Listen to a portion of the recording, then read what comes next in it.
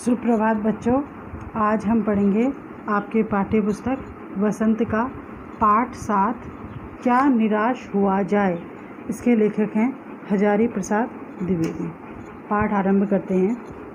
मेरा मन कभी कभी बैठ जाता है। समाचार पत्रों में ठगी, डकैती, चोरी, तस्करी और भ्रष्टाचार के समाचार भरे रहते हैं।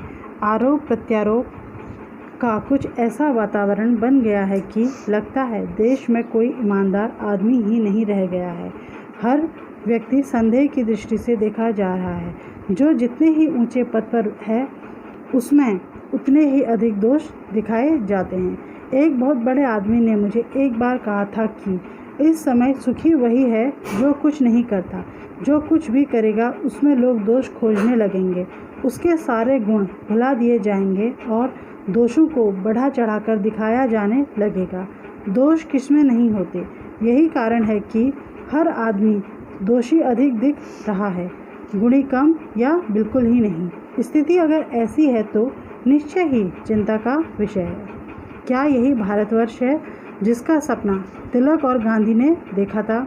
रविंद्रनाथ ठाकुर और मदन मोहन मालवीय का महान संस्कृति सभ्य भारतवर्ष किस अतीत के गहन में डूब गया है? आर्य और द्रविड़, हिंदू और मुसलमान, यूरोपीय और भारतीय आदर्शों की मिलन भूमि, मानव महासमुद्र क्या सूख ही गया? मेरा मन कहता है ऐसा हो ही नहीं सकता। हमारे महान मनुष्यों के सपनों का भारत है और रहेगा। यह सही है कि इन दिनों कुछ ऐसा माहौल बना है कि ईमानदारी से मेहनत करके जीविका चलाने वाले निरीह और भोले भाले श्रमजीवी पिस रहे हैं और झूठ तथा फरेब का रोजगार करने वाले फल फूल रहे हैं। ईमानदारी को मूर्खता का पर्याय समझा जाने लगा है। सच्चाई केवल भीरू और बेबस लोगों के हिस्से पड़ी है। ऐसी स्थिति में जीवन के महान मूल्यों के बारे में लोगों की आस्था ही हिलने लगी है। ठीक है, तो अब हम इसकी व्याख्या देखेंगे पाठ की। हमारे भारत के मनीषियों और राष्ट्रपिता आदि नेताओं ने जिस भारत का सपना देखा था वह आज के वातावरण में धुंधला नजर आ रहा है। समाचार पत्रों की घटनाओं को पढ़कर लेखक को पता चलता है कि आजकल सभी जगह भ्रष्टाचार का वातावरण है, अपराध तथा संदेह फैला हुआ है। इस समय सुखी वही व्यक्ति है जो कुछ नहीं करता। दोषों को बढ़ा चढ़ाकर दिखाया जाता है। अगर किसी व्यक्ति में कोई थोड़ा सा भी दोष होता है तो उसको बढ़ा चढ़ाकर दिखाया जाता है। यह स्थिति चिंताजनक है। आजकल देश में ईमानदार तथा श्रमजीवी पिस रहे हैं और झूठे तथा फरेबी तरक्की कर रहे हैं। लोग ईमानदारी को मूर्खता कहते हैं। केवल बेबस और डरपोक ही सच्चाई के साथ हैं। जो बेबस और डरपोक लोग हैं वे ही सच्चाई के साथ हैं। इन विषम परिस्थितियों के कारण जीवन मूल्यों के विषय में लेखक की आस्था जो है वो डोल जाती है। वो कह रहा है कि अब जो है सच्चाई का समय नहीं रह गया। जो झूठे और फरेबी हैं वही लोग ज़्यादा खुश नज़र आते हैं। आगे पढ़ेंगे। भारतवर्ष ने कभी भी भौतिक वस्तुओं के संग्रह को बहुत अधिक महत्व नहीं दिया है। उसकी दृष्टि से मनुष्य के भीतर जो महान आंतरिक गुण स्थिर भाव से बैठा हुआ है वही चरम और परम है। लोभ, मोह, काम, क्रोध आदि विचार मनुष्य में स्वाभाविक रूप से विद्यमान रहते हैं, पर उन्हें प्रधान शक्ति मान लेना और अपने मन तथा बुद्धि को उन्हीं के इशारे पर छोड़ देना बहुत बुरा आचरण है। भारतवर्ष ने कभी भी उन्हें उचित नहीं माना। उन्हें सदा संयम के बंधन से बांधकर रखने का प्रयत्न किया है, परंतु भूख की उपेक्षा नहीं की जा सकती। बीमार के लिए दवा की उपेक्षा नहीं की जा सकती। गुमराह को ठीक रास्ते पर ले जाने के उपायों की उपेक्षा नहीं की जा सकती। हुआ यह है कि इस देश के कोटि कोटि दरिद्रजनों की हीन अवस्था को दूर करने के लिए ऐसे अनेक कायदे कानून बनाए गए हैं जो कृषि, उद्योग, वाणिज्य, शिक्षा और स्वास्थ्य की स्थिति को अधिक उन्नत और सुचारू बनाने के लक्ष्य से प्रेरित हैं। परंतु जिन लोगों को इन कार्यों में लगना है उनका मन सब समय पवित्र नहीं होता। प्रायः वे ही लक्ष्य को भूल जाते हैं और अपनी ही सुख सुविधा की ओर ज़्यादा ध्यान देने लगते हैं। इसकी व्याख्या देखेंगे हम। हमारे देश में भौतिक वस्तुओं के प्रति समर्पण ना करने को आदिकाल से ही त्याग बताया गया है। मनुष्य के भीतर जो महान आंतरिक गुण है वे ही सर्वश्रेष्ठ हैं। लोभ, मोह, काम, क्रोध आदि को बड़ा मानकर मन तथा बुद्धि को इन्हीं के हवाले कर देना गलत आचरण है। भारत में इसके विपरीत संयम को प्रमुखता दी गई है। हमारे भारत देश में लोभ, मोह, काम, क्रोध को बड़ा न मानकर संयम को प्रमुखता दी गई है और देश में कानून की कमी नहीं है। देश के करोड़ों दरिद्र लोगों के भले के लिए स्वास्थ्य, शिक्षा, खेती, व्यापार आदि प्रत्येक क्षेत्र में कानून बनाए गए हैं। दिक्कत है तो सिर्फ यह कि कानूनों को लागू करने वाले तथा कानून की देखरेख करने वाले अपवित्र मन से काम कर रहे हैं, क्योंकि वो खुद ही कानून का पालन नहीं कर रहे हैं और वे अपनी सुख सुविधाओं की ओर अधिक ध्यान दे रहे हैं, कानून की ओर नहीं। आगे देखेंगे। भारतवर्ष सदा कानून को धर्म के रूप में देखता आ रहा है। आज एकाएक कानून और धर्म में अंतर कर दिया गया है। धर्म को धोखा नहीं दिया जा सकता, कानून को दिया जा सकता है। यही कारण है कि जो लोग धर्म भीरू हैं वे कानून की त्रुटियों से लाभ उठाने में संकोच नहीं करते। इस बात के पर्याप्त प्रमाण खोजे जा सकते हैं कि समाज के ऊपरी वर्ग में चाहे जो भी होता रहा हो, भीतर भीतर भारतवर्ष अब भी यह अनुभव कर रहा है कि धर्म कानून से बड़ी चीज़ है। अब भी सेवा, ईमानदारी, सच्चाई और आध्यात्मिकता के मूल्य बने हुए हैं। वे दब अवश्य गए हैं लेकिन नष्ट नहीं हुए हैं। आज भी वह मनुष्य से प्रेम करता है, महिलाओं का सम्मान करता है, झूठ और चोरी को गलत समझता है, दूसरों को पीड़ा पहुंचाने को पाप समझता है। हर आदमी को अपने व्यक्तिगत जीवन में इस बात का अनुभव करता है। हर आदमी अपने व्यक्तिगत जीवन में इस बात का अनुभव करता है। समाचार पत्रों में जो भ्रष्टाचार के प्रति इतना आक्रोश है वह यही साबित करता है कि हम ऐसी चीज़ों को गलत समझते हैं और समाज में उन तत्वों की प्रतिष्ठा कम करना चाहते हैं जो गलत तरीके से धन या मान संग्रह करते हैं।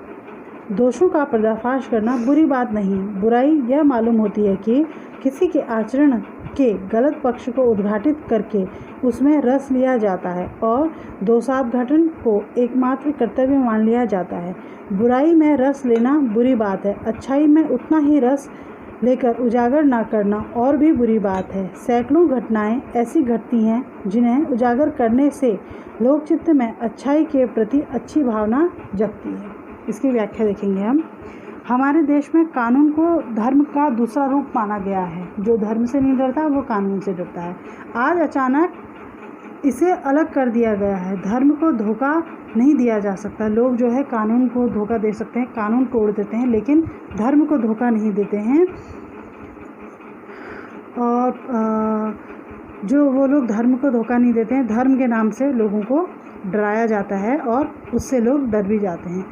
अब जो है सेवा, ईमानदारी, सच्चाई और आध्यात्मिकता जैसे मूल्य दबे जरूर हैं मगर नष्ट नहीं हुए हैं। हमारा देश प्रेम, सम्मान, सत्य और अस्तेय और पुण्य के आदर्श को संजोए हुए है। समाचार पत्रों में भ्रष्टाचार के खिलाफ जो इतना गुस्सा है उसका कारण हमारे मूल्य हैं। जब किसी के आचरण के केवल बुरे पक्ष की बात करके रस लिया जाता है तो अच्छाई छिपने लगती है। तो उसमें देखते हैं कि हम जब किसी की बस बुराई को ही उजागर किया जाता है, उसकी अच्छाइयों को नहीं बताया जाता है, तो ऐसा करना बिल्कुल अनुचित है, ये गलत है। ऐसी घटना जिनसे लोगों में अच्छाई फैले उन्हें चर्चा में लाना चाहिए। कहने का तात्पर्य ये है कि जिससे समाज में अव्यवस्था फैले, लोगों में जागरूकता ना हो, बल्कि लोग निराश हो, हताश हो, ऐसी खबरों के बजाय जिन खबरों से लोगों को जागरूकता मिले और लोगों में, समाज में अच्छाई फैले, इन खबरों को लाना ज़्यादा अच्छा है। आगे देखेंगे। एक बार रेलवे स्टेशन पर टिकट लेते हुए गलती से मैंने 10 के बजाय 100 रुपये का नोट दिया और मैं जल्दी गाड़ी में आकर बैठ गया। थोड़ी देर में टिकट बाबू उन दिनों के सेकंड क्लास के डिब्बे में हर आदमी का चेहरा पहचानता हुआ उपस्थित हुए।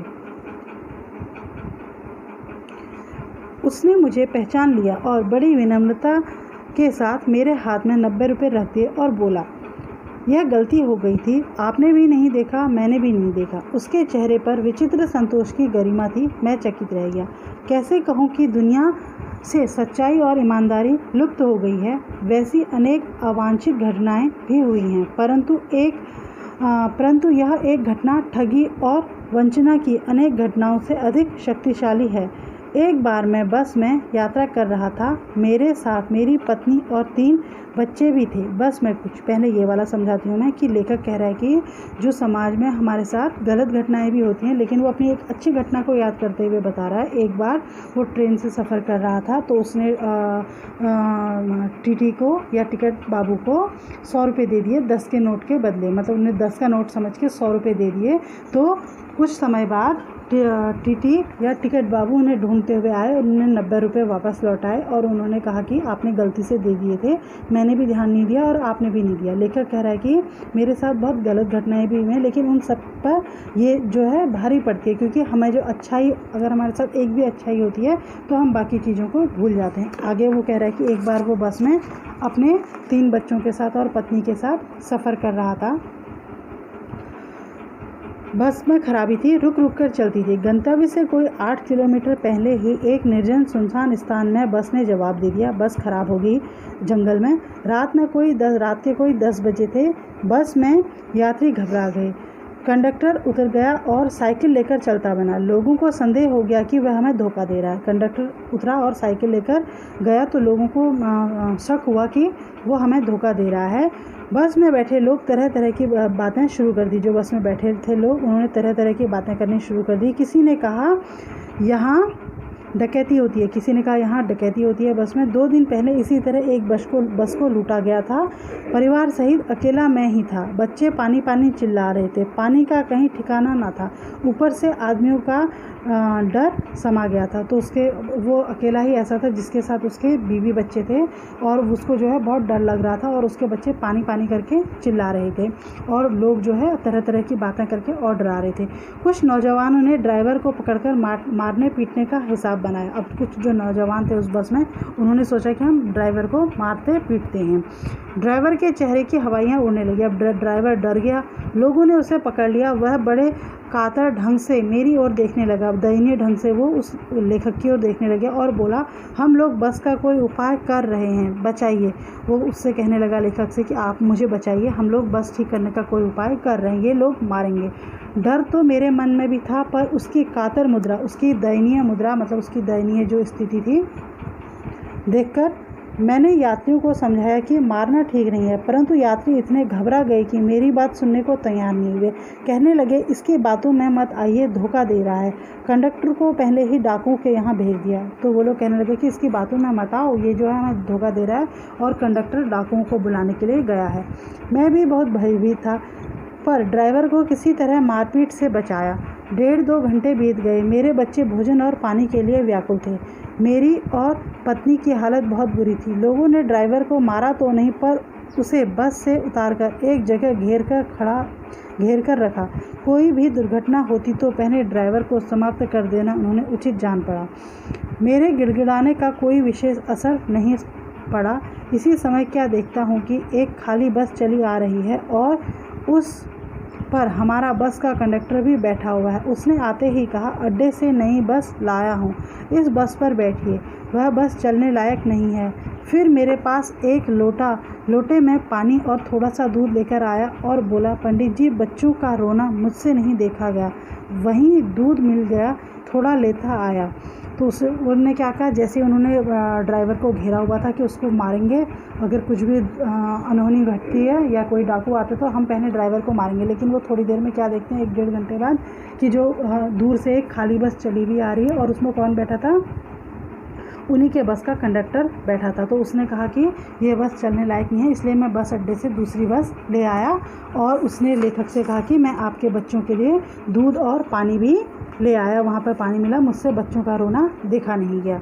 जान आई, सबने उसे धन्यवाद दिया, ड्राइवर से माफ़ी मांगी और 12 बजे से पहले ही सब लोग बस अड्डे पहुंच गए। कैसे कहूँ कि मनुष्यता एकदम समाप्त हो गई है, कैसे कहूँ कि लोगों में दया माया रही ही नहीं। जीवन में जितनी ऐसी घटनाएं हुई हैं जिन्हें मैं भूल नहीं सकता। तो लेखक कह रहा है कि अभी भी दुनिया में जो है दया और मोह माया बची हुई है और अभी भी दुनिया में अच्छे लोग बचे हैं। मैं कैसे कह दूँ, लेखक कह रहा है कि मैं कैसे कह दूँ कि अभी भी जो है दुनिया में सच्चाई और ईमानदारी जो है दुनिया से लुप्त हो गई है। आगे देखेंगे, ठगा भी गया हूँ, धोखा भी खाया है, परंतु बहुत कम स्थलों पर विश्वासघात नाम की चीज़ मिलती है। केवल उन्हीं बातों का हिसाब रखो जिनमें धोखा खाया है, तो जीवन कष्टकर हो जाएगा। परंतु ऐसी घटनाएं भी बहुत कम नहीं हैं जब लोगों ने अकारण सहायता की है, निराश मन को ढांढस दिया है और हिम्मत बढ़ाई है। कविवर रविंद्रनाथ ठाकुर ने अपने प्रार्थना गीत में भगवान से प्रार्थना की थी कि संसार में केवल नुकसान ही उठाना पड़े, धोखा ही खाना पड़े, तो ऐसे अवसरों पर भी हे प्रभु मुझे ऐसी शक्ति दो कि मैं तुम्हारे ऊपर संदेह ना करूं। मनुष्य की बनाई विधियां गलत नतीजे तक पहुंच रही हैं और इन्हें बदलना होगा। वस्तुतः आए दिन इन्हें बदला ही जा रहा है, लेकिन अब भी आशा की ज्योति बुझी नहीं है। महान भारतवर्ष को पाने की संभावना बनी हुई है, बनी रहेगी। मेरे मन निराश होने की ज़रूरत नहीं है। तो यहाँ पर लेखक कहते हैं, लेखक हजारी प्रसाद द्विवेदी कहते हैं कि निराश होने की ज़रूरत नहीं है, कि लेखक कह रहे हैं मैं ठगा भी गया हूँ, मैंने धोखा भी खाया है और विश्वासघात भी बहुत जगहों पर मिलता रहा है।